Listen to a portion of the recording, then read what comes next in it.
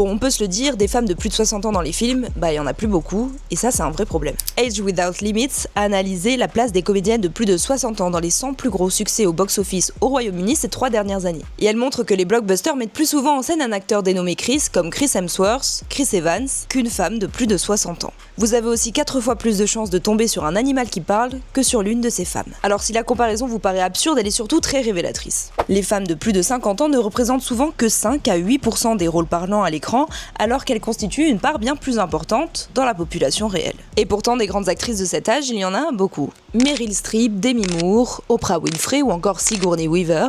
En France, on a Isabelle Huppert, Catherine Deneuve ou encore Dominique Blanc. Alors, agisme ou sexisme? Peut-être un peu des deux. Certaines figures du secteur parlent même du tunnel de la comédienne de 50 ans, ce qui en dit long sur notre rapport à l'âge, et notamment chez les femmes. Et puisque le cinéma rejette les visages qui mûrissent, parfois certaines actrices refusent naturellement de vieillir. D'ailleurs, le film The Substance montre à l'extrême la pression que subissent les actrices plus âgées, allant parfois jusqu'à se détruire la santé pour plaire au regard d'une industrie dominée par des hommes. Et voici ce que disait Demi Moore aux Golden Globes. Point where I thought a few years ago that maybe this was it. Maybe I was complete. And as I was at kind of a low point, I had this magical, bold, courageous script come across my desk called The Substance.